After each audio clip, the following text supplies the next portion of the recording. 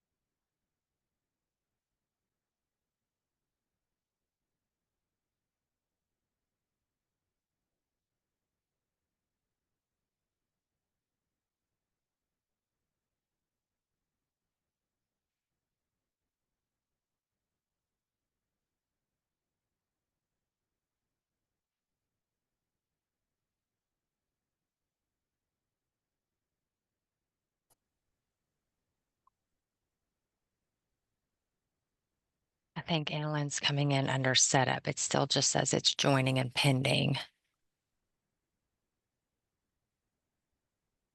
Sounds good. Thank you. Yeah, we'll give her a moment longer.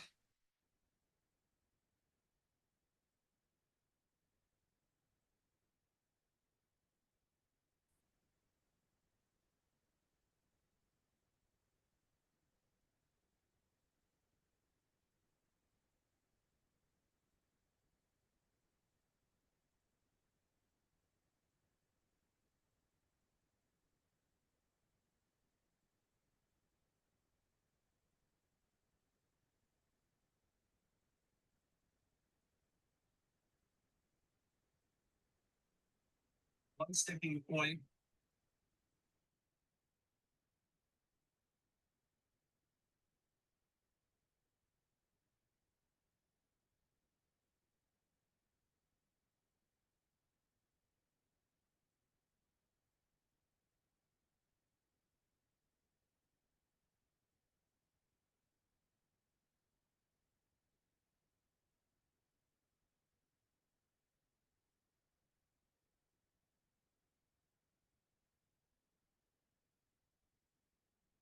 Okay, it does look like the waiting room is clear.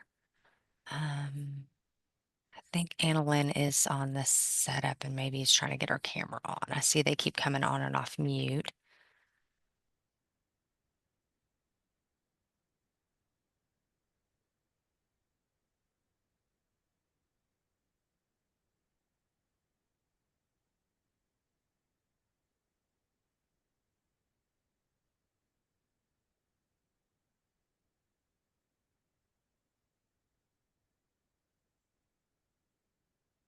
Anlin, can you hear us? Oh,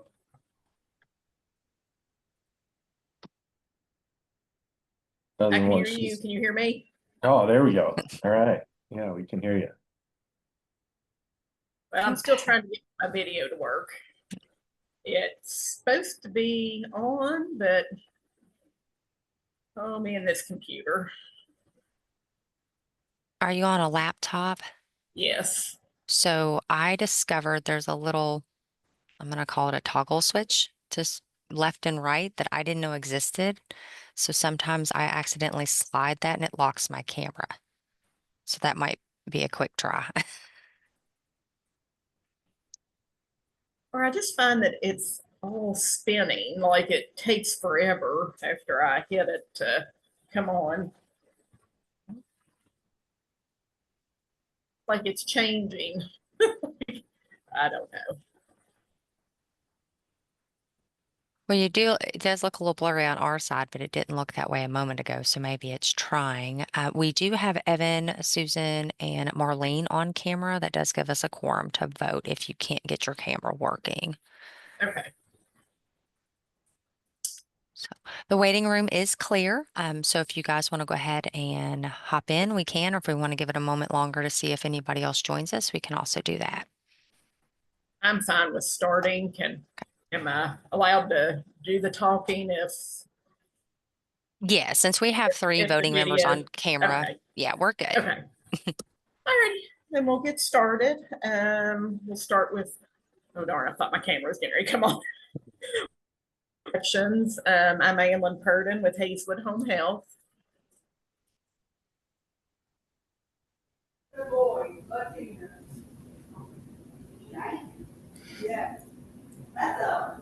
Good morning. I am Janet Marlene Reynolds with the LHC Group. Susan Stewart, Appalachian Regional Healthcare. Good morning, everyone. This is Evan Reinhardt with the Kentucky Home Care Association.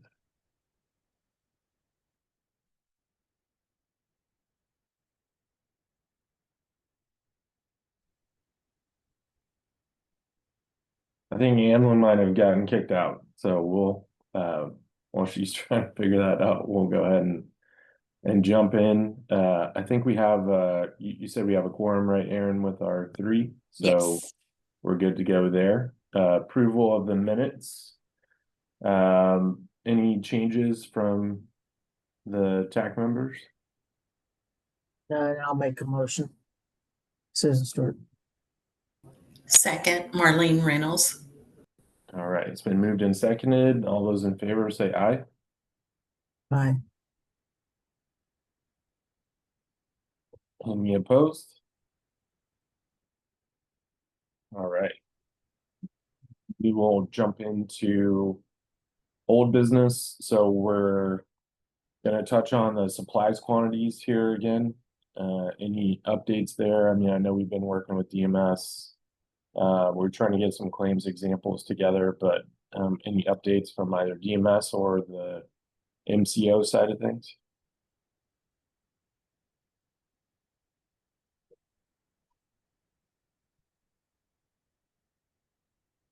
Evan, I don't see Justin or Jeremy on. I believe they were taking this, and yes, they were waiting for some more examples. Okay. Hi, Hey, Justin, I see you there.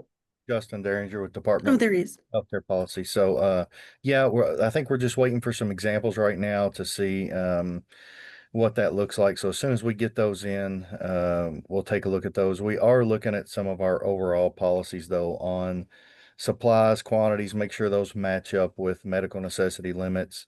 And then also making sure that anything that bounces off that medical necessity limit wall, that we have prior authorization process in place to be able to request additional supplies should those hit those medical necessity limits. And then, of course, if it is for a child and not for an adult, we can always go through EPSTT special services to kind of bypass those supplies and quantities as long as it's medically necessary.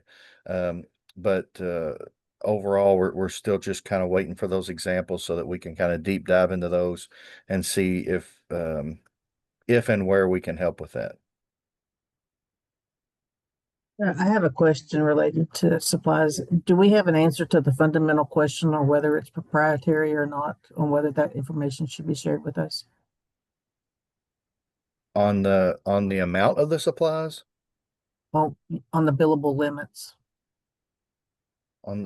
yeah, you absolutely should be able to have what the limits are, although I think the issue is each case is different. So that's kind of the problem, I think.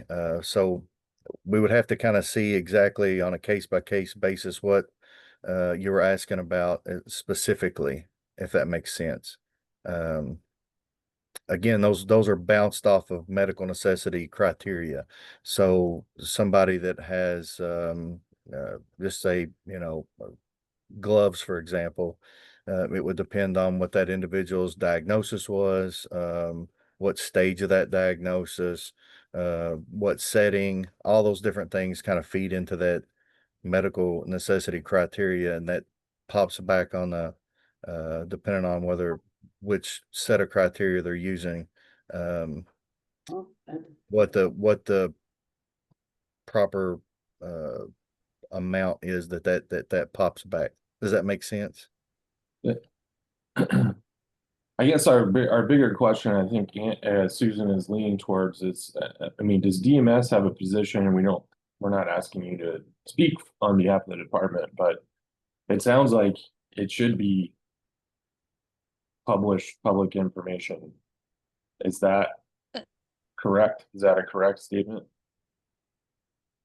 We do have our supply limits published for certain things. That's correct. But again, for some things, it's on kind of a case by case. So I'd have to see exactly what we were. Justin, a little background on the TAC's behalf. So the TAC has requested and through DMS several times for these supply limits. Part of the issue is that some of the MCOs don't want to provide that information saying that it's proprietary per CMS. This has been an ongoing discussion since I took over these TACs. And it's just, they're trying to figure out if they have a member in, can they build 20 pairs of gloves? Can they build 19? They're just, we had gathered information from the MCOs at one point. Not being the subject expert, I sent those over to the TAC, and a lot of those fields were just empty. So it's been an ongoing discussion / struggle from my point of view, trying to provide this to the TAC. Okay. Does that help some? It does. Yeah. I'm trying to kind of catch up. No, I totally get it. Let me So- dig in a little bit and see exactly, what you all sent, what we've worked on previous. But I do know that those limits can change as far as the medical necessity criteria for, certain diagnoses, certain places of service, certain stages of that diagnosis, those type things. But to give like an overall in general, we do have some limitations on our fee schedules. And those type things we can put together and send out, a list of those. So.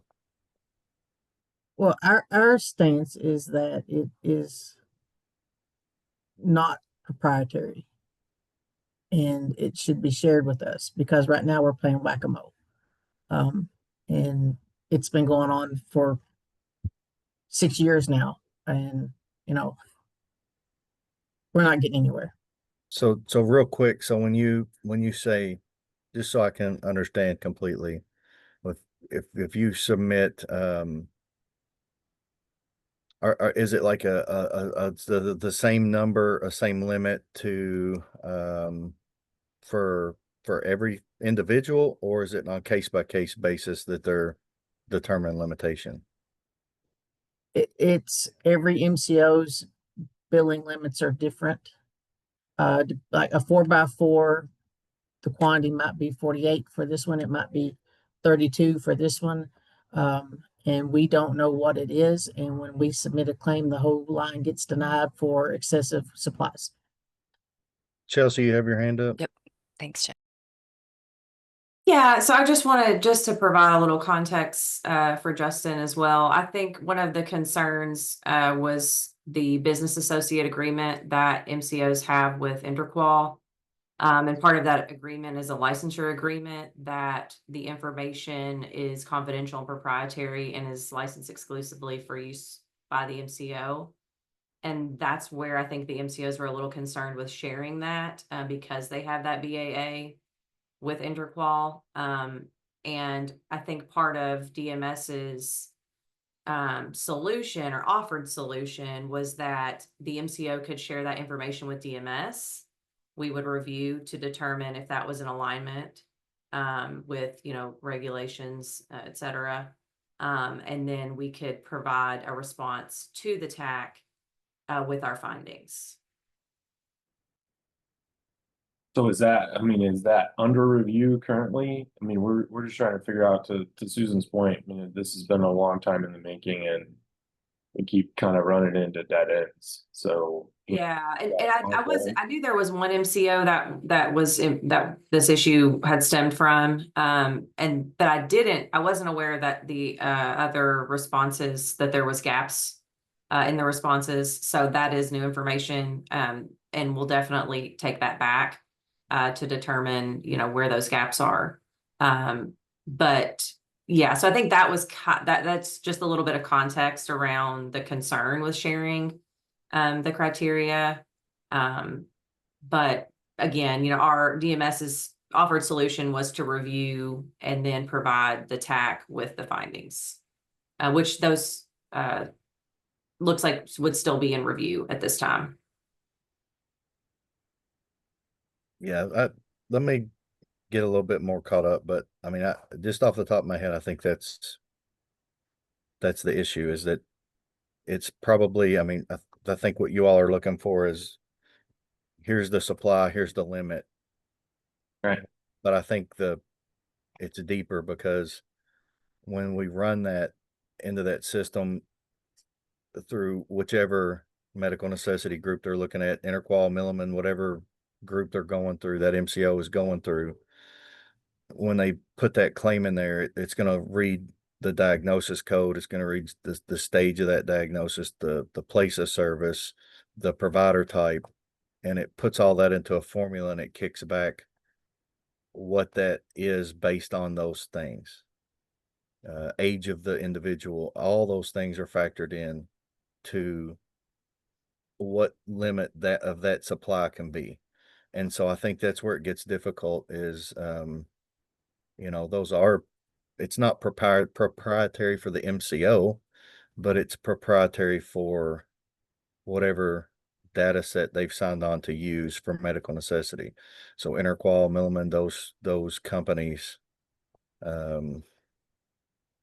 So there's some things we need to look at, but I understand the issue. So we'll see what we can do, and we'll look at that listing and try to go through that a little better. And we'll work with Chelsea and Carmen to get you all something. I understand it's been a long time, and so we'll see by next meeting if we can have something much better.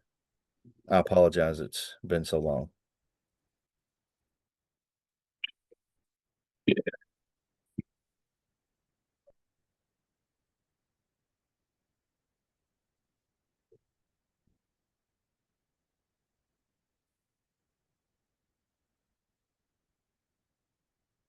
Evan, if you're talking, we can't hear you.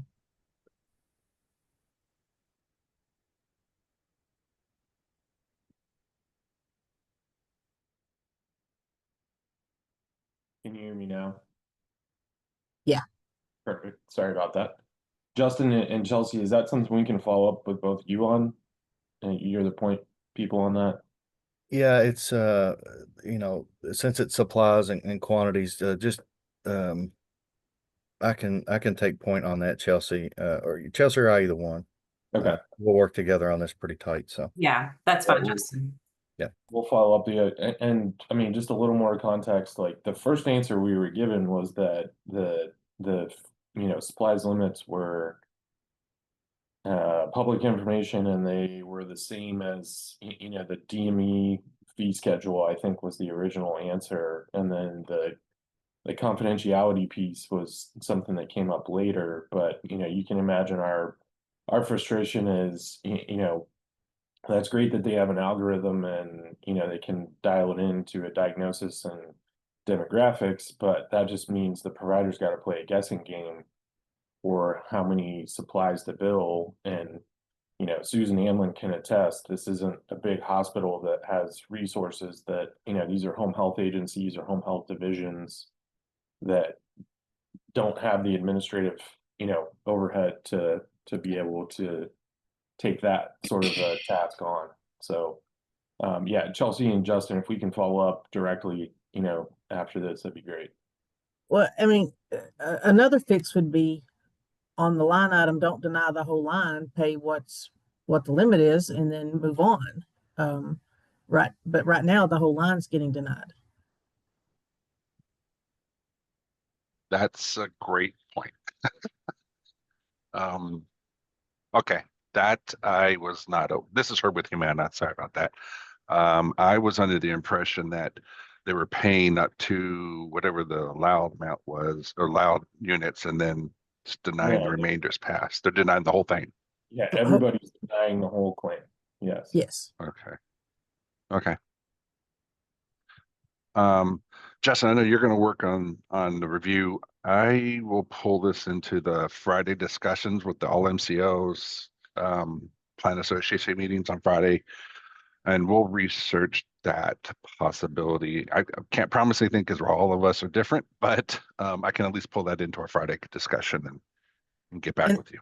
And that's our point exactly, is every one of them are different. So, you Yeah. know, Yeah, we'll almost never get symmetry on like vendors that we use for editing, and I don't think anybody would expect that, right? Every hospital uses their own vendors for whatever stuff, but I think we can maybe align on next steps as to what's considered expected from a claims payment perspective. So let us take that back, and we'll get back. I know.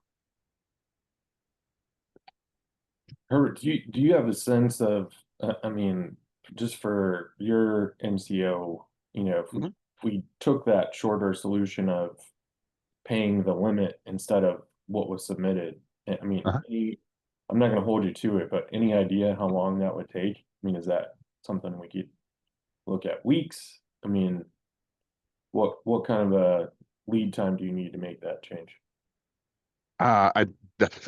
I don't really know what all would require to make the change, so I really couldn't put that out there. I know that typically, at least for Humana, when we have built special edits such as this, it's not been weeks. It's usually been at least a month, just because we're having a build, and then that from a short-term perspective. From a long-term, obviously that would be an IT fix, but from a short term, a lot of times we can build certain edits that says if certain codes are built that we know are triggering, then allow up to a certain whatever, allow up to whatever the allowed unit number is. I just don't understand. I don't really know the complexity of how that logic would work to really give you a good answer, but I will say typically it's not been months, but it has been a month or two, usually to build special edits and put those in play. Okay, well, we'll follow up to you. You said that meeting's Friday, is that right? I hold it every Friday except for the third Friday. So I think the next meeting is actually not this Friday, it's the following. So it'll be on the 22nd. But I'll still put it in an email and for the MCOs to review prior to that discussion. So that way we come back together on the 22nd, we can be ready to talk about it. Okay. Yeah, well, we'll try to touch base with you pretty regularly just to see where things stand. Yeah. And I think for all of us, all the MCOs, it's definitely not a whack-a-mole game, right? That's not what we're in the business for. Obviously, we're just trying to manage limited resources with expectations, right? So does it make sense that you're going to bill 1,000 gloves for an injection? Probably not, right? But does it make sense that, when you go to do home health, should you only be allowed one glove? No, that's probably not right either. So there's somewhere in between where we have to, that's where the edits come into play to help us get to right aligning this resources necessary for the service.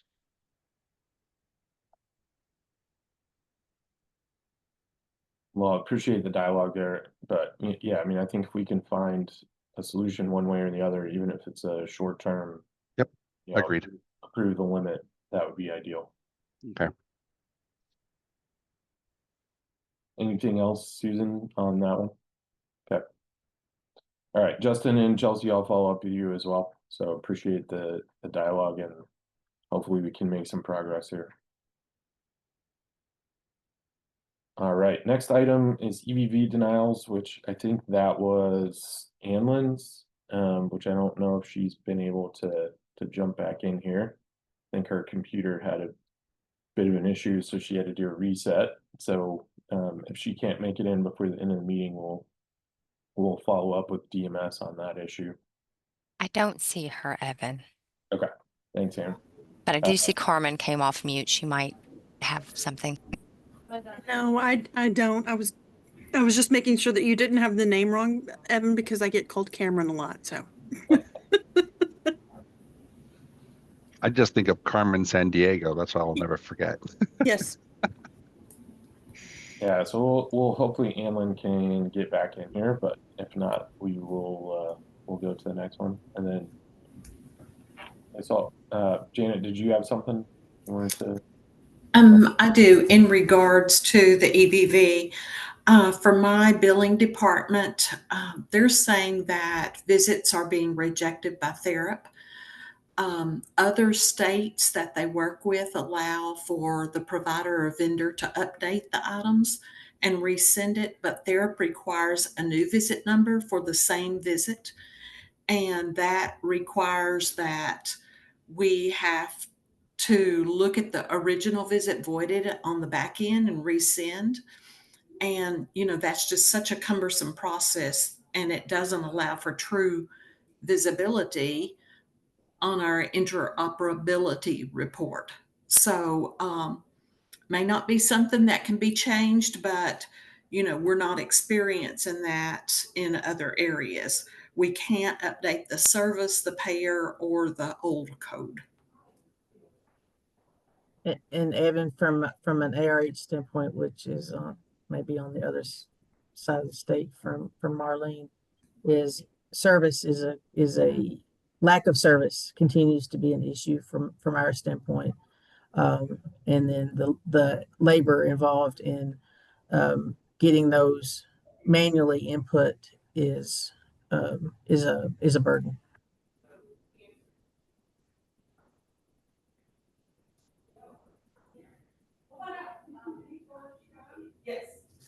Is that a MCO subcontractor? Is that a Medicaid? I'm sorry, I'm not sure who would speak on that. I'm not familiar with that program.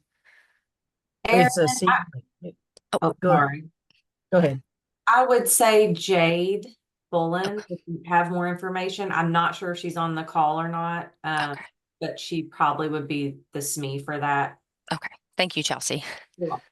And I would call them a department partner. Thank you. Medicaid partnered with Therap to be their EVV provider. And as a provider and as a home health provider in the state, we did not really have a choice in who we partnered with to meet this mandate. So Therap was the vendor you all chose, and now we're forced to work with them, and it doesn't really work. Okay. Marlene, do you mind to type just the issue you're having into an email to me and I can get that over to the appropriate contact to follow up? Yes, I'll be more than happy. And, that's outside my scope of practice. It's from our billing department. So Okay. I will forward her email and contact information as well. Perfect. And I'll see if I know EVV's been a big issue, so it's probably something they're already working on, but I'll just make sure that they have that contact. So thank you. Thank you. Anything else on EVV? All right, we'll go down to home health aid utilization. Still an ongoing one for us with DMS and the MCOs, just to understand where we are and what we need to change in terms of policy to write the course for MCO utilization trending. So if DMS has anything on that, love to hear it. Evan, it's Carmen again. I took this last time, thinking that it fell under my purview here in long-term services and supports, because we do have home health aides in some of our programs. But as I dug in and I just heard you say what I thought you were going to say, and that is that this is home health aid utilization connected with an MCO. Well, it's all the above. It's fee for service as well. I mean, the utilization across the board's gone down on both the fee for service and managed care side. Yeah, so if it's through an MCO, then um then I hit a wall on that. Um I will continue to dig because I know that there has been research done on this. I haven't been able to track it down. But it is on the radar and we excuse me, I am still trying to pin it down. It may be something that I have to hand over to one of my other counterparts here in DMS, especially as it relates to MCOs. Looks like Su- Suzanne from UHC has a hand up. Yeah, hi Evan, this is Suzanne. I had done a little bit of research around this from our perspective and reached out to some of our national partners and a few different states in UHC to find out if I could pull together some information. I just have a couple of slides if you'd like to see them. I'm happy to report out what I found and the information in Kentucky that I was able to gather, if that would be of interest. Yeah, we'd love to Okay. see it. Yep. Okay, let me share. You should be a co-host, Susan. Okay, let's try that. Can you see my screen? Yep. Okay, so I think you sent me some information about the claims over the last 10 plus years or I guess longer than that. Went back to Right. all 2006, and it looks like the significant shift happened from 2009 to 2010.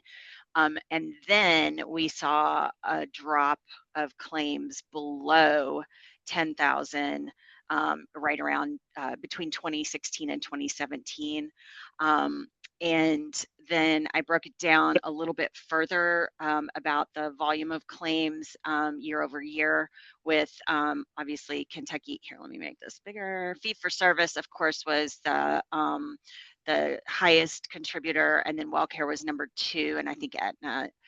So you guys can see, obviously, kind of this laid out, so we can see who the MCOs, their volume year over year and what that looks like. And then as for the reasons, oops, let me make this one smaller. Behind what I could find, just talking to some of our, like I said, some of my counterparts from a national perspective, we know that Medicaid and Medicare reimbursement trend nationally made some changes in reimbursement models during some of this time frame, like the nurse prioritizing like the skilled services for nursing services and therapies.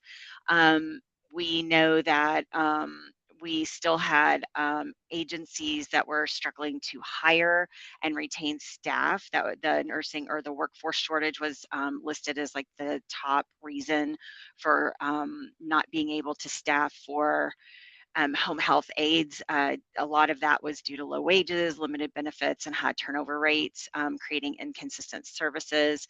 There were also some training and educational requirements that changed in there. I don't have the date on there. I apologize. And then there was a Medicaid policy shift. There were about 32 states. From my research, this could be higher or lower, but based on what I could find in 2016, there were 32 states, including Kentucky, that applied utilization controls to Medicaid home health benefits, such as visit limits and prior auth. So we, again, looking at this from a more of a global standpoint, not any one thing in particular contributed to this, but a combination of factors across time and policy shifts and reimbursement trends. It looks like that had influence, at different parts of the last, 15 years or so, that as that happened, we saw those things impact the home health aid utilization. So that's what my research came up with. I worked with, like I said, worked with some of the different states to talk about this and tried to gather some information and research. And this is what I found. Hopefully that was helpful.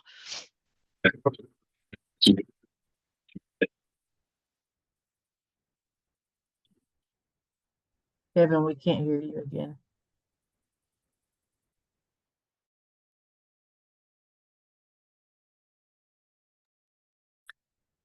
Suzanne, this is Erin with DMS. Can you make sure to send me a copy of this so I can share it with the TAC, please? While Evan's coming back, I'll make a couple of comments on this. I mean, we've not had a, can we go back to the slide? Oh, The yeah. CON rules really haven't changed. So I don't know relative to CON that's been, would be a real factor related to that. And my question to, while there are trends from a Medicare standpoint, that direction, from a Medicaid standpoint, it's been fee for service and prior authorization. So what happened from a provider standpoint, what happened in the industry is you couldn't get a PA, therefore you couldn't have an aide when they can't meet productivity and you don't have enough volume to hire them. Then it becomes, it, cart before the horse kind of a deal. There's not enough volume for them to have, so because of no prior auth, you kind of whittled away the whole discipline. And I don't know if that was the intent, but that's logistically what happened. Yeah, I think I would just add to that. Can you all hear me now? Sorry about that. Yes. Perfect. Just a couple things. Appreciate you putting that together, Suzanne. To Susan's point, I mean, we're not seeing the aughts. That's the story from our side. And we understand the policy landscape and that sort of thing has changed over time, but when it doesn't get approved, and that's sort of the big limitation from our side. And then, I would say just from happening to be on the Kentucky side as well as the Indiana side, Indiana has a pretty robust home health aid utilization. It tends to be almost the focal point of the home health program in Indiana, particularly for the aging side of the equation. So, I mean, I think that's where we're scratching our heads that, well, we get it, and you've done a great job of kind of pointing out that trend. It's just, our question is to the MCOs and to DMS, why isn't why isn't it being authorized, in terms of the home health aid services within a PA submission? So that question, I think, still lingers out there. And from a provider standpoint, you get to the point where you can't have the staff because you can't get a PA, so you quit asking for the PA. So it is what I would call a key valued service in our world that's been completely eradicated because of the prior auth implementation of prior auth. So just in terms of feedback, Suzanne, and for DMS as well, I mean, I think that's our question is policy wise. So if Susan submits a PA for home health aid that includes home health aid, what prevents that from being approved? And, how can we work on that from a policy perspective?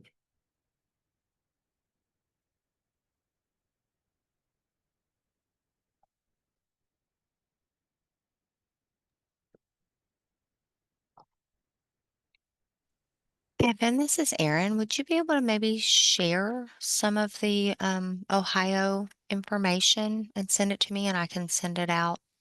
Just I know the policy folks do like looking at other states when there are successful programs. Is that something you could share? Sure. For Indiana, you mean? Or Yeah. Indiana, I'm sorry, I said Ohio. Wrong Yep. touching state.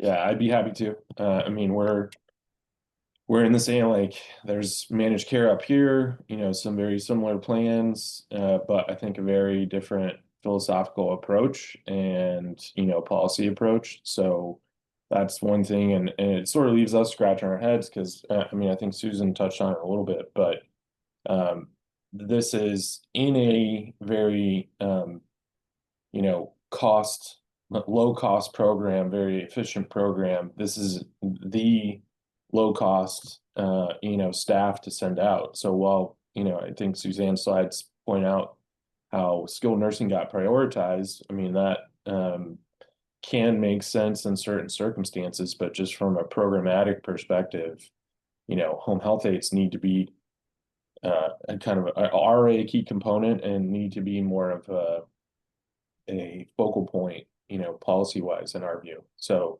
happy to share some information from our side for sure. And I think that's Evan hit spot on.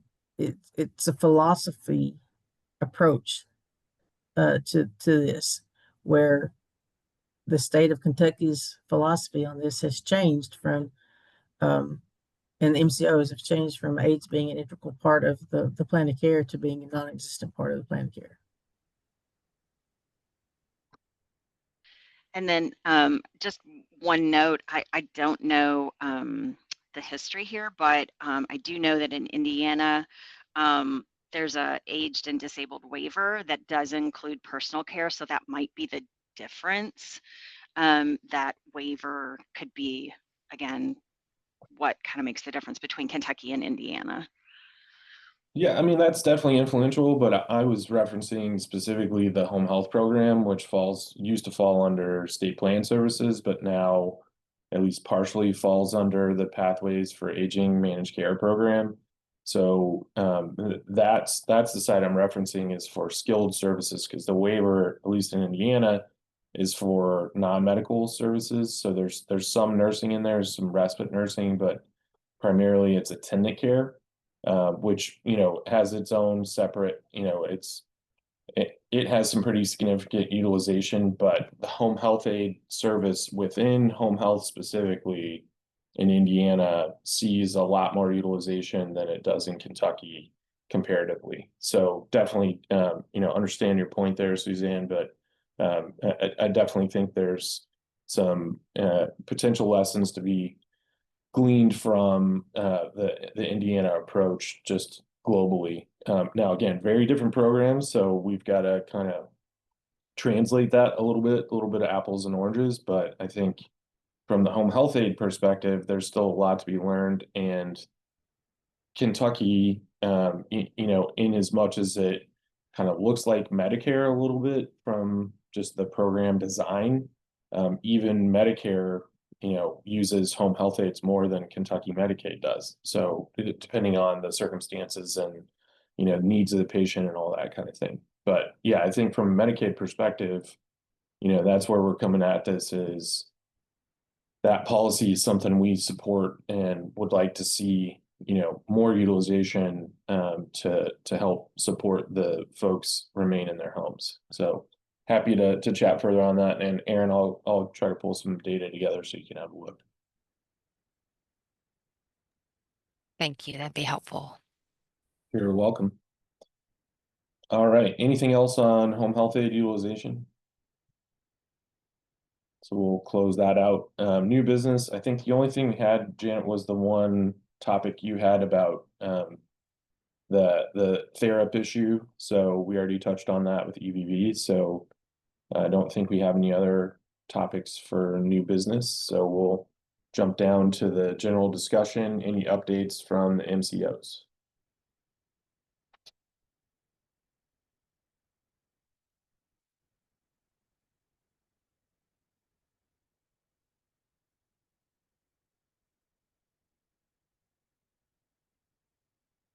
Suzanne, do you want to start for United? Just because I happen to see your name still here up at the top. Oh, wait a minute.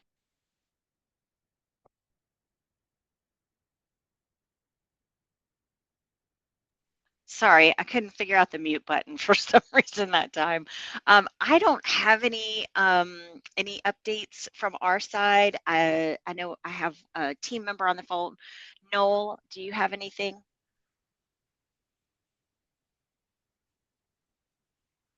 I don't think he does. He hasn't No, I answered that. don't. Sorry, I was Okay. navigating to my mute button. No, I don't. Okay, thank you. Nothing from us. All right. Anybody else want to jump in? This is Teresa from Molina. And I don't have any any updates, but I do have a question regarding the home health aid utilization.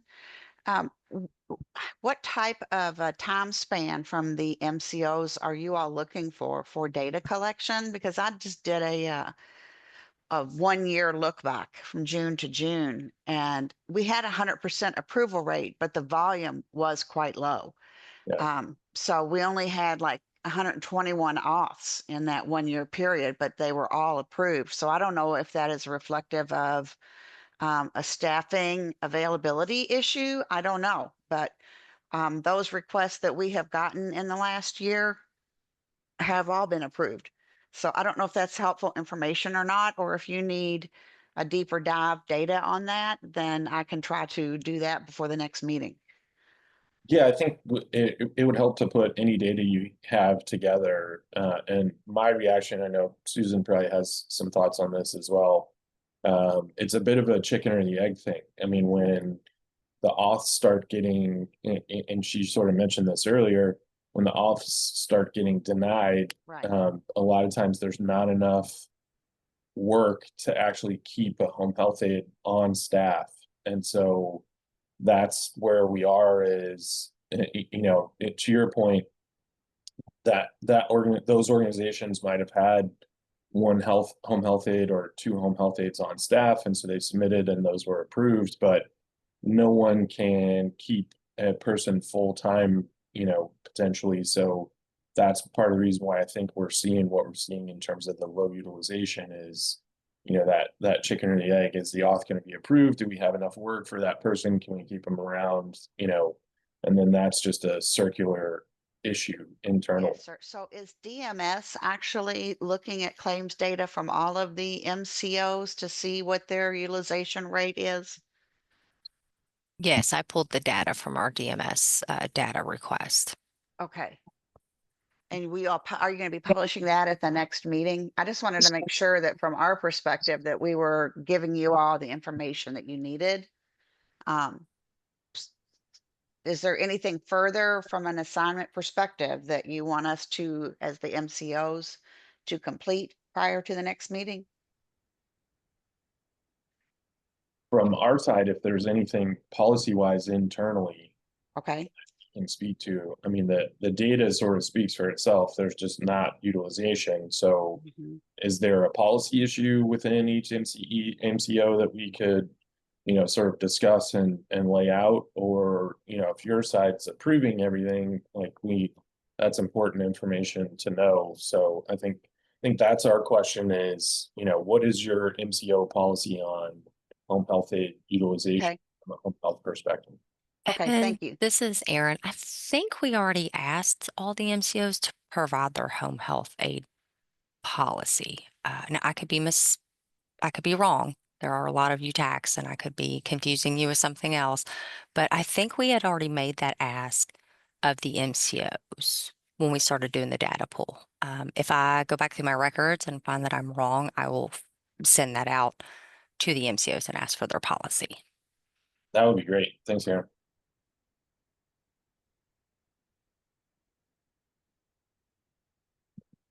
One other quick follow-up. Could somebody please put the email in the chat of where we would send any of that information? Who that should be submitted to? Sure, I'll drop my email in there. Thanks, Erin. You're welcome.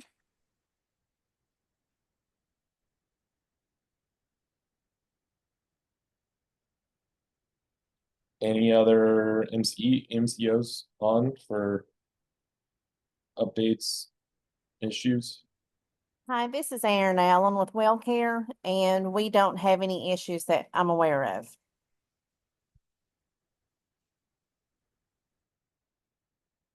This is with you, man. I no issues that I'm aware of as well.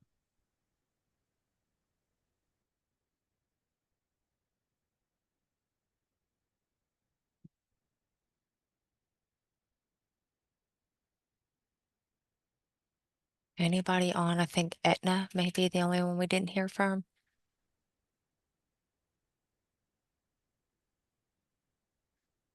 Okay. All right. Crystal will put it in the chat, so no issues. Mic issues as well. Zoom appears to be giving everybody headaches today. Let's go to updates from DMS and or Commissioner Lee.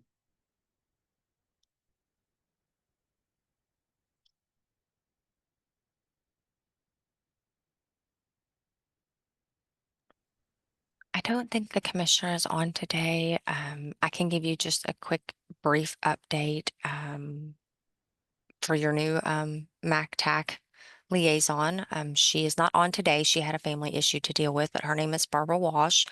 She's very kind. I told her you guys would be very nice to her, and she has already been told that she has big shoes to fill. So I think she's going to catch on great. Good thing is I'm not going anywhere. I'm still part of Team Medicaid. I will be a branch manager in long-term services and supports. So I'm sure that makes a few of you very happy. So I'll still get to work with you guys. You have my contact information will all be the same. Of course, I'm always here to help. Just let me know what you need as always. And we are just a quick MAC back update.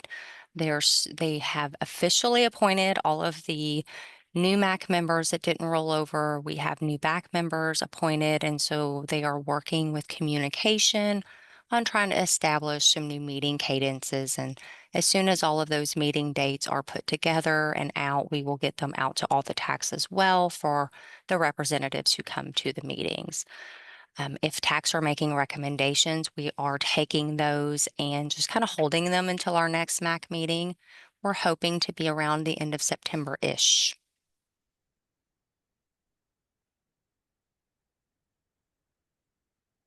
All right, thanks.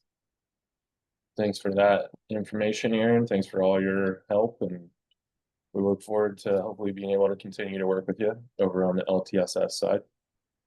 Same. Aaron, will the MAC meetings still remain virtual?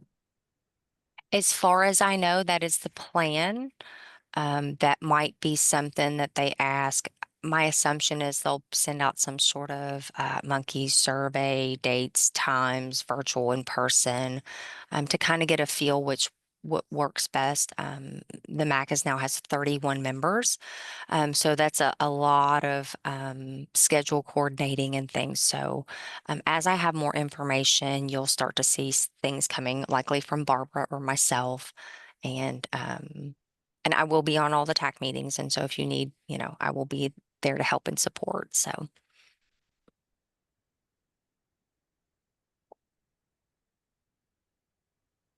Awesome. Thanks, Aaron. That wraps up item 6. Item 7, recommendations. I don't think we have anything for today, but may have some things for next time. And Susan is our MAC representative, and our next meeting is October 14th. So with that, we can go ahead and adjourn unless anybody has anything else for the group. Okay. Do you need a motion? Sure. I'll take one. I'll make it. Susan makes a motion to adjourn. I will second, and we will go ahead and adjourn for today. Appreciate everyone jumping on, and we'll be talking to you all soon. thank you, everybody. Have a wonderful afternoon.